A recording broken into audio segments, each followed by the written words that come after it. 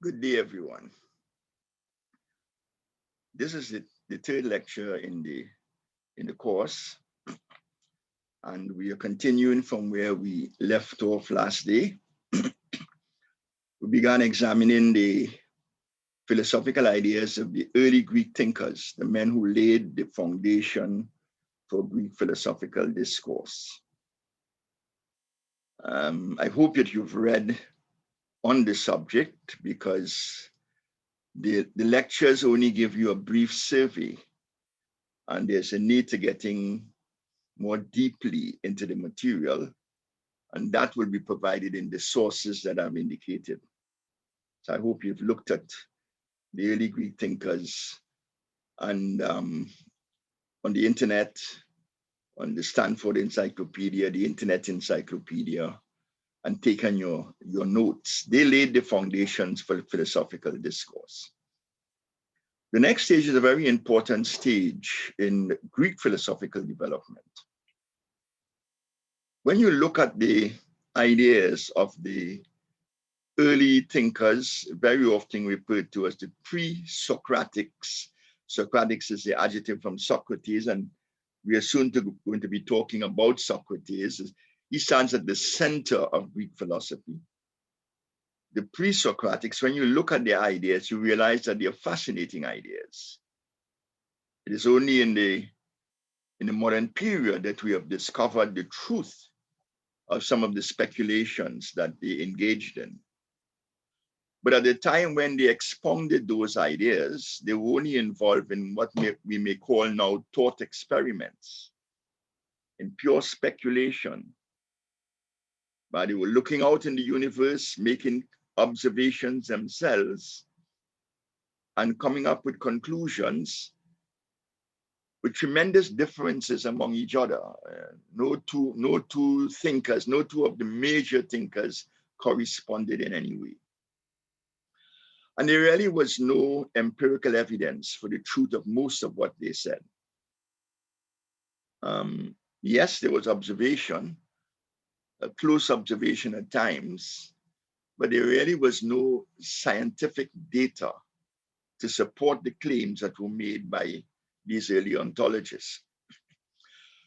And so by the time we get to the 5th century, late 5th century, people became very skeptical of all of those philosophies that were propounded by the early pre-Socratics. Clearly, all could not be correct. How could we determine which one is correct and which is incorrect? These were serious issues that philosophers began to ask. And what emerged out of that was schools of philosophy, very interestingly, that were either skeptical of what was said, developing a skeptical approach to knowledge. And a skeptical approach to knowledge is one which assumes that knowledge may merely be unattainable by the human mind.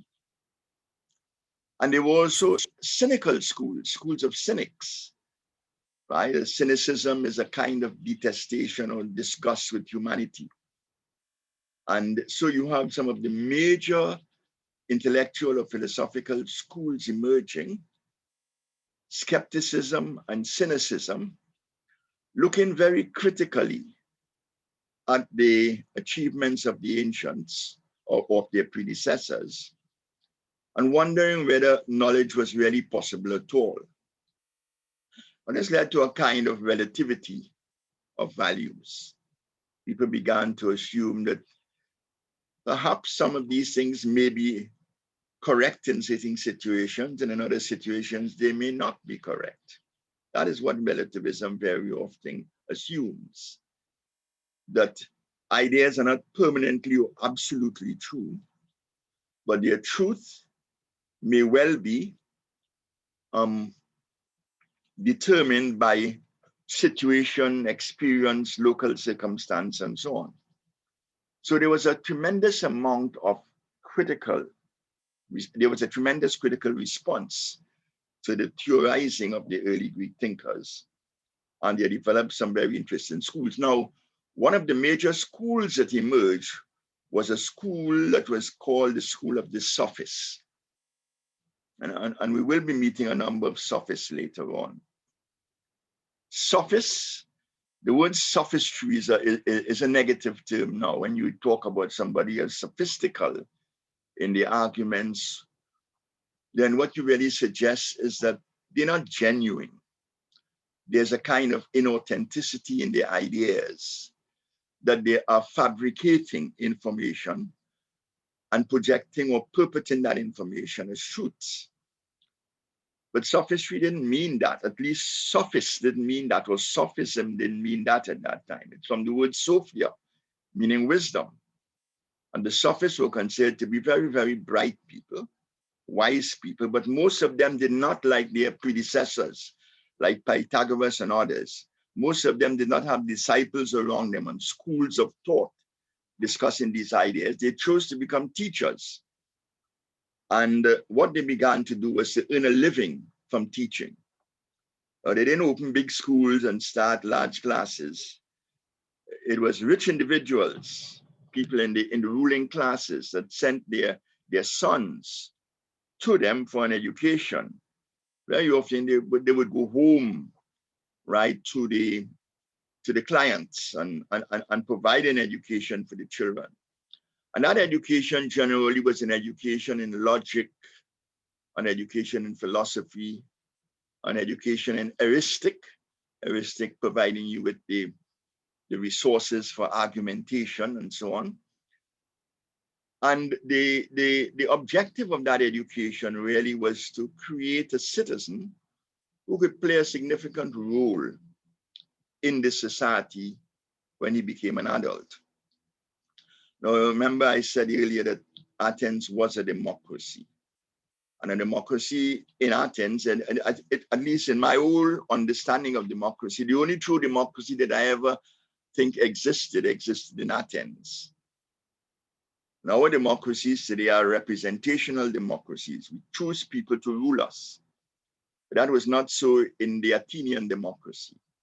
All citizens were part of the discussions and the decision-making for matters of state, for determining state policy, for deciding on as to whether the city-state should go to war or not, determining areas of development, trade, and so on. They met in the agora, in the marketplace, and by show of hands and by subtle rhetorical discussions, they were able to advance their points of view and so on. And therefore, the sophists were people who were really educating a society to manage a democracy as it had developed in ancient Athens. Now, there are a number of very significant sophists, and one of them stands out. And he raised an issue which to a large extent has impacted philosophical thinking in the whole history of humanity thereafter. His name was Protagoras. And Protagoras' argument was that why are we studying about the universe and the nature of the universe? What constitutes, right, the natural world, the physical world? What are the underlying ingredients and essence of that world? Why are we spending our intellectual resources examining these things? But in truth and in fact, we're ignoring ourselves as human beings. The proper study of mankind is man. That is the question that Protagoras raised. And that line comes from an 18th century poet, English poet called Alexander Pope. So you see how long that notion has survived. He says the proper study of mankind is man. And he says man is the measure of all things. And therefore our intellectual and philosophical attention should be paid to humanity, to mankind, to the nature of mankind, to what essentially constitutes our human nature. It says man is the measure of all things. And therefore, when we are talking about the rest of the universe, we can only speak about ontological issues in relation to man. We can only evaluate and estimate, right, those essential qualities in terms of our own human nature. or human needs or human interests. And so he established a philosophy that has come to be called humanism, where man becomes the center of intellectual inquiry and investigation. And so humanism continued to pervade Greek philosophy thereafter. Not that there was no longer any interest in ontology. And when we come to the great Greek philosophers of the fourth century, yes, we realize that they still continue to consider ontological issues. But it was always from the point of view of the human being and of human existence. And the end of philosophy was really the enhancement of our humanity, the perpetuation and the flourishing of our humanity.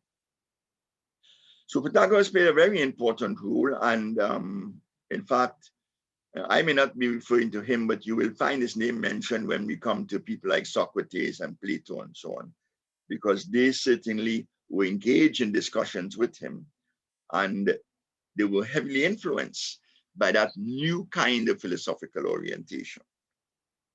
The man that really stands out in the history of all philosophy, certainly Greek philosophy, and stands out as a spiritual leader, an intellectual leader in the history of mankind, is a Greek philosopher who lived between 470 and 399, and his name was Socrates.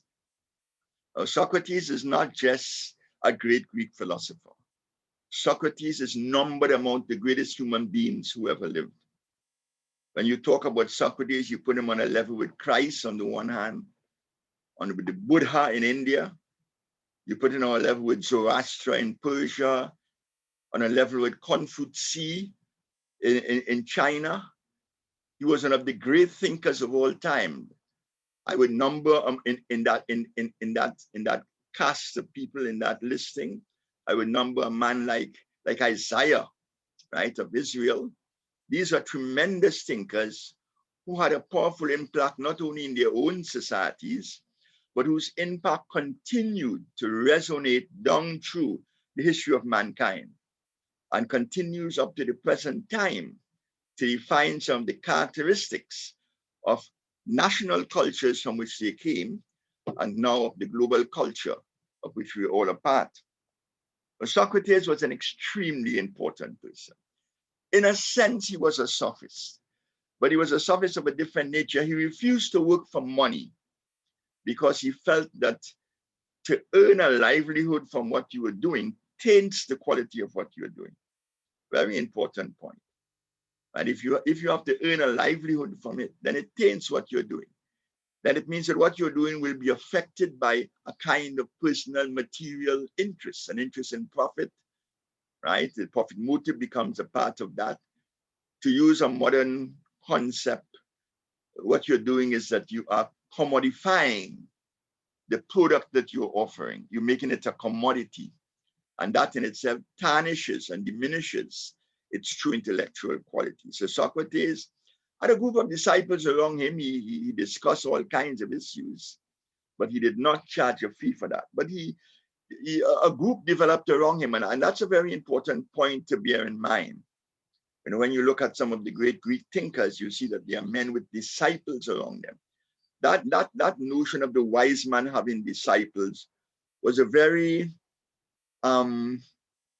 I don't know if it may have been universal, because you can find it even in places like China and so on. Remember that this was long before the time when a man could write a book and publish it and make many copies and print many copies and people could read it and be educated. To learn from a great man, you had to be near to him. You had to sit at his feet. You had to listen to what he had to say. And when we look at the whole Eurasian culture, from earlier times, you find that many of these people had disciples.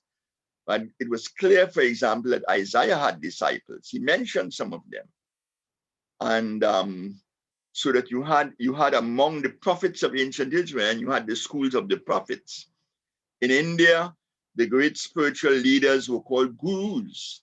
And people went to find the guru and sit at his feet and learn the wisdom that he was expounding. In Greece, you also had that, right? You had these wise men, these philosophers, with groups of people around them. And those groups sat back with them, chatted with them, discussed with them. Now, there's a certain kind of political, social status that allows for that. Clearly, if a man is engaged in the pursuit of knowledge and he has people around him, whether they are paying for the scholarship or they are not paying for it, clearly what is happening here is that you have a society of people who are well off and who do not have to work hard in the fields. In ancient Athens and in ancient Greece, you had slaves. Slaves did the hard work. The helots in ancient Athens did the hard work. So one did not have to work hard. People worked hard for you and your family. You received the benefits, you received the profits, and you could spend your time, therefore, engaging in intellectual discussion as long as you wanted to. So these gurus in India, these philosophers or sophists, if you wish, in Greece, right, these spiritual leaders in places like Israel and so on, were able to transmit their knowledge through a form that became the form of discipleship. And it was not only knowledge that was transmitted, it was lifestyle practices that were also transmitted.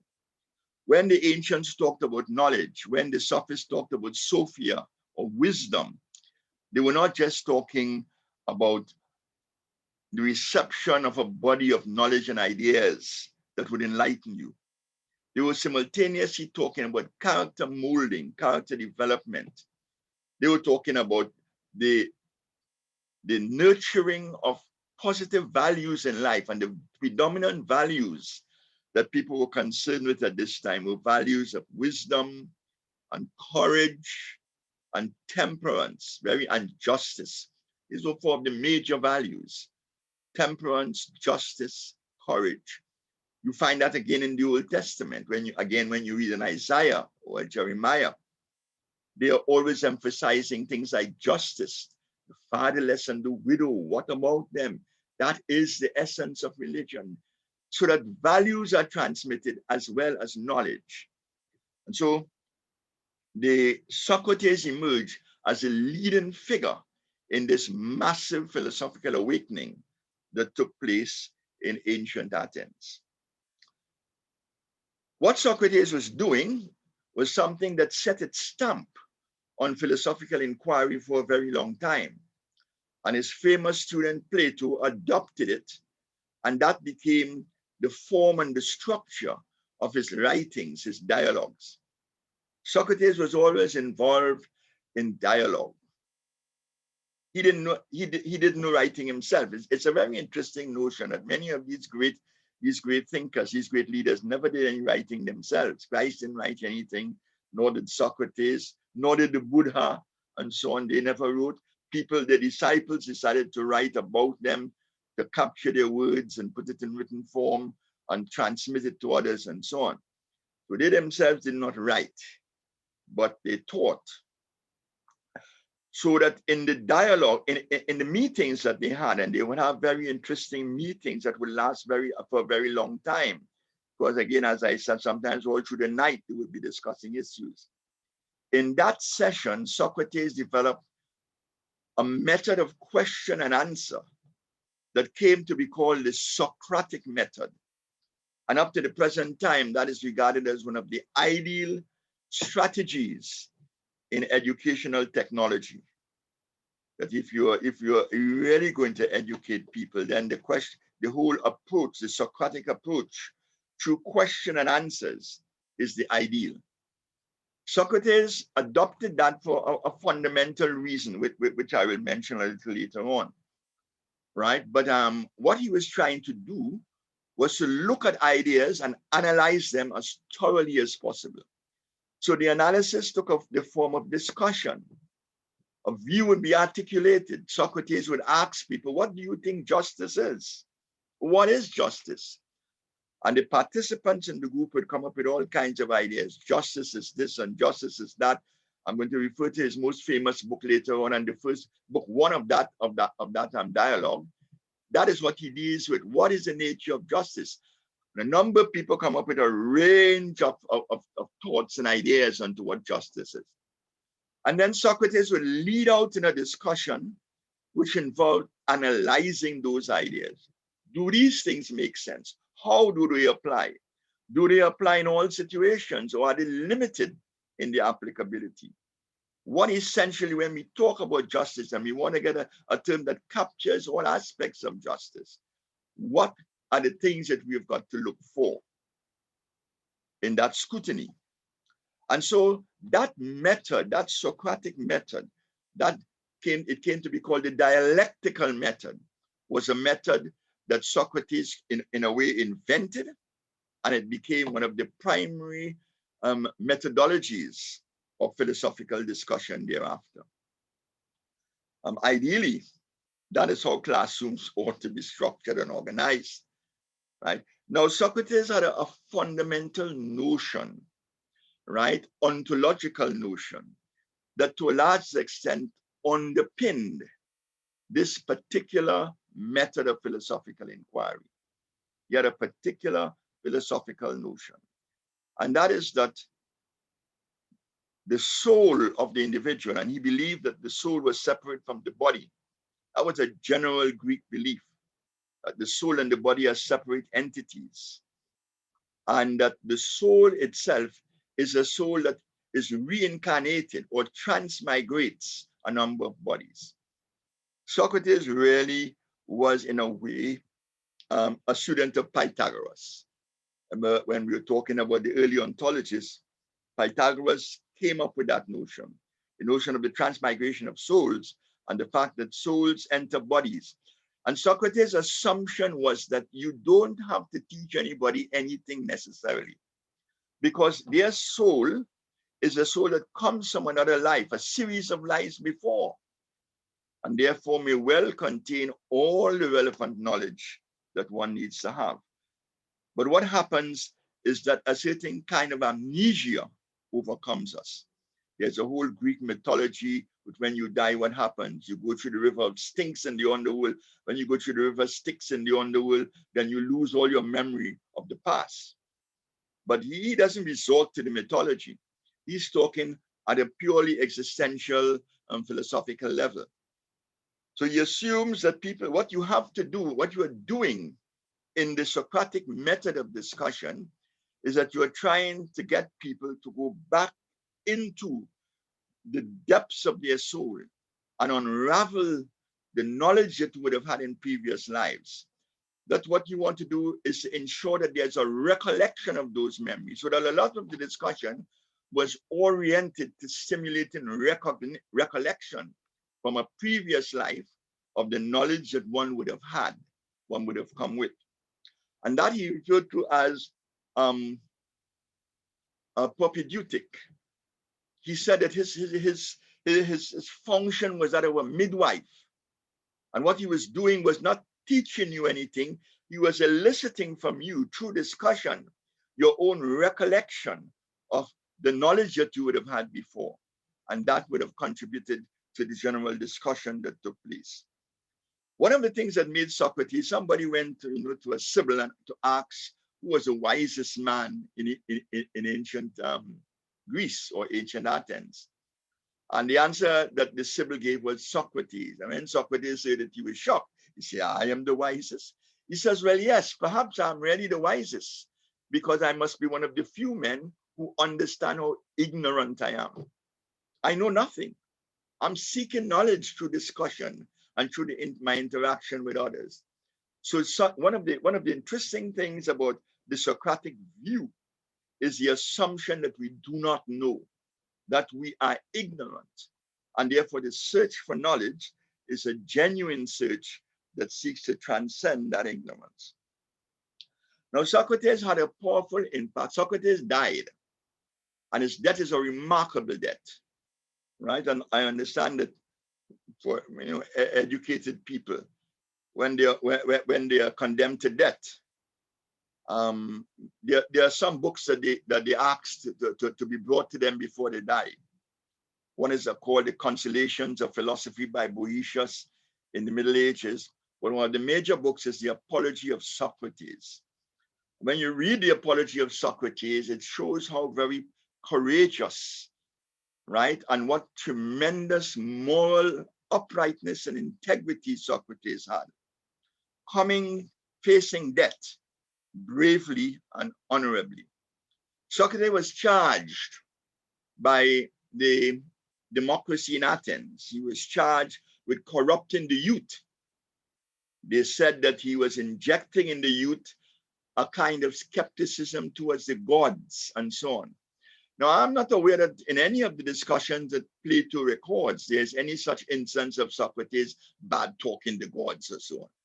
But clearly, what he was doing was that he was undermining a lot of authority in its discussions. And once what you're doing, your activity or your project threatens authority, then authority is going to respond, and it's going to respond negatively. And so to a large extent, what happened was that Socrates was brought to trial and he was condemned to death. In those days, when you were condemned to death in Athens, you were condemned to drinking a bowl of hemlock. You had to commit suicide. That's how you were executed. Nobody cut your neck off or hung you on a rope, on a cross or anything. They handed you a bottle of hemlock and you were expected to drink that bottle of hemlock. It's an interesting form of death because when Socrates drank the hemlock, he never suffered any pain. He just died quietly. Now, what is interesting about it is that his friends, his very close friends, and he had friends in high places, right? They were able to get him out. And that was, I mean, these ancient societies were as corrupt as modern societies are. They told him that all they had to do was to pay a bribery to the authorities, and that what they would do is allow him to leave the city. He could go and live somewhere else and enjoy a beautiful life elsewhere. And Socrates refused that offer. He says, I'm not going anywhere. He said, if I do that, I'll be disobeying the law. And he says, my whole life has been to demonstrate the significance of the law and the fact that citizens must keep the law if there's to be any security in the state, if there's to be any stability in our way of life. So that if I choose escape and life as opposed to death, then what I'm doing is that I'm defying the laws of the state, and in a way, I'm undermining the logical, right, validity and the philosophical validity of all that I've lived for and all that I've stood for. And he chose death rather than life. So Socrates stands out not only as an intellectual role model, he stands out as a picture of moral integrity. Tremendous human being. Said he was extremely strong. He walked barefoot in the snow. You know, he fought in the Peloponnesian War courageously. He was really an absolutely admirable model of what a true Athenian citizen should be all about. When Socrates died, Plato became the man who decided to give immortality to Socrates, and to give immortality by transcribing the conversations or the dialogues that he experienced, that he himself was engaged in. And so he wrote a number of books. Plato wrote a series of books, all of them extremely exciting books, where he is using the format of drama, of tragedy, in order to present the picture, right? Present the arguments and the course of the discussion that Socratic group would have been involved in.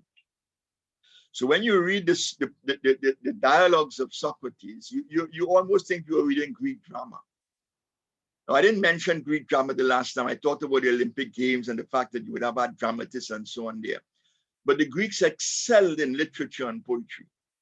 Talked about Homer and Hesiod and so on. But in terms of the stage, they created the stage. They created drama. You can still go to these Middle Eastern countries where there were Greek cities, and you can see the remains of their massive amphitheaters, right? Large stone-built semicircles sometimes, or 3/4 of a circle, where the plays would be conducted and people would be sitting around listening to those plays. And they produced the greatest dramatists of all time.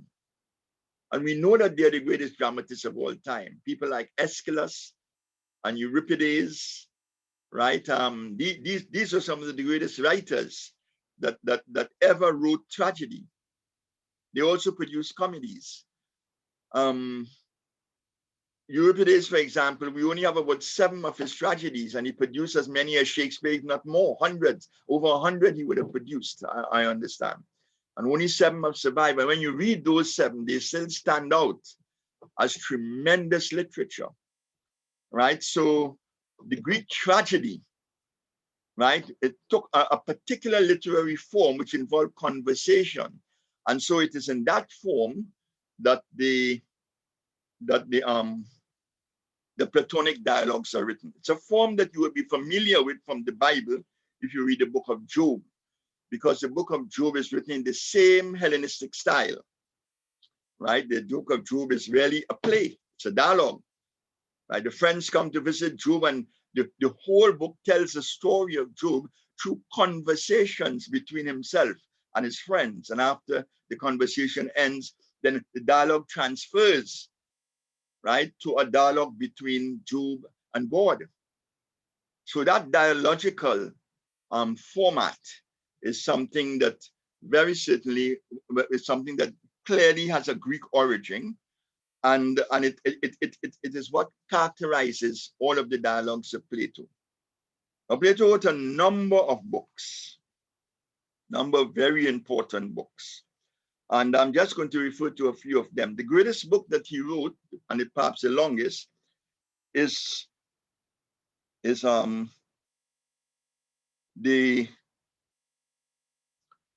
first of all, he wrote the Apology, right? He wrote the Apology, right? The Apology is the story of the death of Socrates. And I have that down on your list as the first book in philosophy that you should read. The Apology is a tremendous book. And in the Apology, Socrates is explaining why he is not going to seek escape and exile in another country so as not to face his death and obey the law of Athens. The greatest book that has ever been written, perhaps, is a book called The Republic, Plato's Republic. It's a massive document, and I've also included that as a book that you should look at. Only book 1. A number of books, there were 12 or 15 books. But you just have to look at book 1. You can download that and see how interesting that those discussions take place. When you read the first book of the Republic, you get an idea as to what Plato's discussions are all about. Here he is discussing the concept of justice. And there are a remarkable number of notions that people come up with respect to justice. Right, I've indicated some of them in the notes that you have, but a number of interesting notions that they come up with respect to justice. And Plato, and in the end, Socrates responds to all of them, and that response takes the form of a whole book. And in that book, Socrates is able to discuss almost every conceivable thing that there is of human interest in the world. He gives us a new kind of ontological picture. He discusses philosophies of education. He discusses politics and so on. But he discusses what essentially constitutes knowledge, what is the object of human life, the whole question of moral development and so on. Almost every conceivable topic is discussed. Like, what is the greatest book? Now, some of you will say, well, how could it replace the Bible? I don't regard the Bible as a book. The Bible is a collection of books. The Bible is a whole library of books, right? So let us not make those comparisons in our heads, right? This is a massive book. And what makes it so great is the impact that it has had on subsequent generations. And up to now, people still refer to the Republic. They still respond to things that are written in the Republic. I may have mentioned it, but let me mention it again. Modern philosophers, a number of modern philosophers have said that all of Western philosophy are merely footnotes to Plato. What that means is that Plato's covered almost every conceivable field of philosophy. He touched on it. And to a large extent, all subsequent philosophers did was merely to respond to Plato. And therefore, many people hold him as the greatest philosopher who ever lived. I'm soon going to come to his student Aristotle. And my pick is Aristotle and not Plato. But that is a unique pick. Some people pick Aristotle, some people will pick Plato. In fact, somebody said that everybody in the world is born either a Platonist or an Aristotelian. So, but Plato really set the pattern for philosophical discourse. Discusses a number of things. For example, in the symposium, he writes a whole dialogue discussing love. Now that's remarkable. Because by the time we come to Christ, remember Christ was about 200 years after. This is the theme of Christ's philosophy. Agape, love. It is a theme. We never find anything like that in the Old Testament, right? Clearly, Christ is writing within a Hellenistic environment, an environment that is discussing these things. And what Christ does is that he discusses love from a radically different standpoint than Plato would have done it. Plato is looking at it from a purely humanistic standpoint. Christ is looking at it from a theistic standpoint. But the fact that love becomes a very significant theme of theological and philosophical discourse is something that is set within the Hellenistic intellectual environment. And you can trace it back to the writings of Plato. In the Phaedo, he talks about the immortality of the soul, right? And that is an extremely important theme, because not only did the notion of the immortality of the soul now gain a kind of philosophical strength and empowerment, that notion, but eventually it came to be characteristic of Christianity from a very early stage. Right? From a very early stage, Christianity adopted that notion of the immortality of the soul. There is no Old Testament basis for that notion. And most of the New Testament does not really adopt that notion. But here and there you get some hints, like, for example, when you're reading the book of John, Revelation, they talk about disembodied spirits and so on. Inconceivable in an Old Testament environment. But what is happening is that that notion of human dualism becomes pervasive throughout the societies. And eventually, by the time Christianity takes shape in the ancient world, right? In this first and second and third centuries, in places like Rome and Alexandria and Byzantium and Antioch and so on, the Greek and the Latin speaking churches, that becomes a fundamental creed that continues to survive in the Christian tradition. It is only contemporary modern materialism that rejects it and goes back to the notion of the unity of the human person. And then he talks about things like knowledge in the Tacitus. What is knowledge? And he bases knowledge essentially or fundamentally on perception, right? It's essentially on perception. The book, the Philebus, for example, is a masterly document, because in the Philebus, he is discussing what is the true human good, what constitutes the true human good, and the conclusion he comes to is that it's either pleasure or knowledge. It's a very interesting case of the either or, very dialectical view. Some people say pleasure, some knowledge. I don't think anybody tries to pull the two together and said knowledge can be pleasure and pleasure knowledge, but they are separate and distinct. And some human beings are oriented to the pursuit of pleasure, while others are oriented to the pursuit of knowledge in the attempt to achieve their full humanity.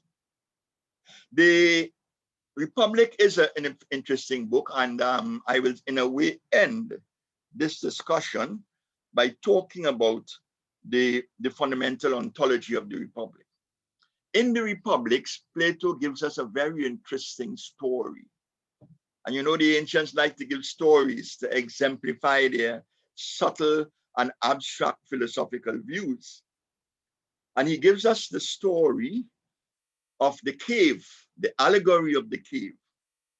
And the allegory of the cave is supposed to be a story in which tells about some men who are chained in a cave, and their backs are turned to the opening of the cave, the entrance of the cave. So they just see the wall before them. A fire is lit outside the cave door and people are passing. But these men have their backs turned to the door, but they are seeing the wall, and all they are seeing are shadows passing on the wall. Nothing else but shadows passing on the wall. They never have the opportunity, until perhaps after they are released, to look around and see the true figures of people passing. So their life is a life in which they are only acquainted with shadows passing before them. And Plato says that is what human life is all about.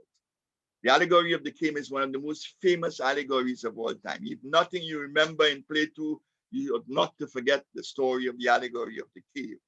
He says that all we see before us are passing shadows, but the true realities we cannot find. Now you get hints of that in Paul's writings. We see through a glass darkly in Paul's writing. That is pure Plato, the Plato of the allegory of the caves. Right? And what is happening here is that Plato is saying the reality that we see is a reality that is an illusion. What Plato is doing here is that he's marrying two opposing ontologies. He's marrying the ontology of Heraclitus, who says that everything is illusory because all we are seeing is change before us, figures passing before us, but we never get to the truth. And Parmenides, who says there is only one truth, and that truth does not change. Plato, one of the signs of genius is when you can marry opposing philosophies. And when those of you who go through the history of knowledge in the sciences and mathematics and all areas, you'll find that the great thinkers are always people who can bring these opposites together. One of the greatest of Albert Einstein, for example, is that he was able to do that, link mass and energy, right? When in previous physics programs and physics orthodoxy, there was no linking of mass and energy. Energy operated on mass. He links the two of them. Similarly, Plato is linking these two philosophers, these two ontologies. And Plato is saying that really and truly, beyond these passing forms, there are realities out there. And it is not impossible for us to get an insight into those realities if we spend our lives devoted to searching through knowledge. And the knowledge that Plato is advocating is primarily the knowledge of Pythagoras, the knowledge of mathematics. He says, beyond these passing forms, we can see unchanging being.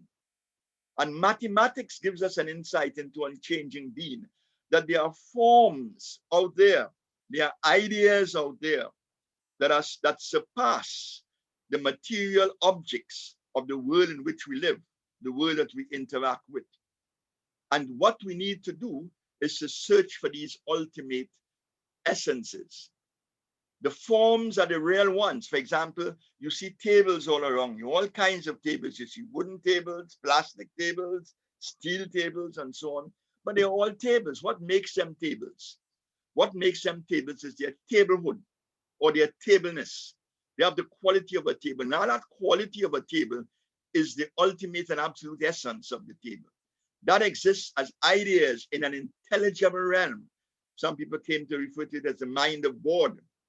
In the mind of God, these abstract, intelligible, eternal, and absolute forms exist, or ideas exist. And the material world only takes its pattern from that. Right? So that we have a very similar notion, for example, in the sanctuary doctrine, because the sanctuary doctrine does posit the ultimate and the ideal sanctuary in heaven, when all the sanctuaries in earth are merely duplicates of it. So that's in a way similar to that Platonic notion. So what you get in Plato, therefore, is a radical dichotomy of the world as a world that exists between, a world suspended between two realms, an eternal realm of the intelligible forms and ideas, and the material realm of changing being. Now that's a tremendous kind of philosophical conclusion. And that came to define, and Christianity readily adopted that philosophy, right? When Christianity began to take shape in the early in the early Roman world, it readily adopted that Platonism, right? A lot of contemporary philosophical or Christian metaphysics is essentially Platonist, and as I'll discuss later on, Neoplatonist, right? So Plato provided that kind of philosophical justification. When we come to Aristotle next time, we realize that Aristotle rejects it totally in a way, but it's a very important notion. Plato's writings, right? He deals with a number of things, and one of the things that he talks about, for example, is the whole question of politics. Why is the book called The Republic? The book is called The Republic because Plato is setting out to establish the ideal state. Why does he want to establish the ideal state? And that is an important point because a lot of us ignore politics. We don't think that politics is of importance at all. If we are pursuing spiritual things and material stuff like politics is not important, not for Plato. Plato is saying the only way in which human beings can be truly human, can develop the various virtues of human existence, is if the material physical conditions in which they live provide them with the opportunity to do that. So if you want people to be ethical, if you want them to be moral, if you want them to be people of courage and temperance and so on, you have to create the right political conditions. And therefore, his political theory comes up with an interesting conclusion. And he says there are three classes of men. You're the golden men that he calls the guardians, the people whose responsibility it is to control the state. And then there are the silver beings, the warriors, the people who are responsible for protecting the state from invasion from the outside and security from brigands. And then there is the iron class, the artisans, the people who are responsible for manufacturing, for production, for planting of crops and so on. You need these three classes in the society. Not so very important because up to now we still talk about society as having three classes. And he says that government and rulership should be provided by the guardians. And you have to train the guardians. You have to go to school. They have to be educated. They have to be inducted into philosophy. And ultimately, the man who's supposed to have the responsibility of the leading statesman must be a philosopher king. The king, what qualifies the king for kingship is not birth. It is his knowledge and his induction in philosophy. Now, that's a remarkable notion. When we started as an independent country in Trinidad, we felt that we had found the philosopher king in Eric Williams. And there's a sense in which he played the role adequately. In historical hindsight, there are many things we may disagree that he did. But at the time, there was a massive intellectual awakening of the people. We discovered that imperialism, British imperialism, was not the best thing for us, and we needed to run ourselves, to gain our own integrity as a people, and so on. And what Williams did was that he became the leader and ran the country and set up the political system. That gives you a good idea as to what Plato means by the philosopher king. And so the philosopher king is the only one who has that entitlement to rule. But he must be well educated. And Plato's education is an interesting one. He makes no separation between boys and girls, men and women. And he took that from the Spartans. The Spartans did not have a rigid separation between male and female. They have girls trained naked in the fields with the boys when they were young, preparing for military exploits. And so he adopted that from the Spartans, and he said there should be no division. He said among dogs and so on, you don't divide male from female. Why should you do it among humans? He was against marriage. He was totally opposed to family life. And he felt that what the state should do is to have agencies to train its children. And you seek to couple the best people together so that you could produce the best results, the best progeny. So Plato's Republic, right, was a tremendous book, provided us, in fact, when we look at discussions that were held in terms of the rise of, when we had the rise of socialism in the 19th century and so on, a lot of the ideas that were articulated are ideas that go back to Plato's Republic.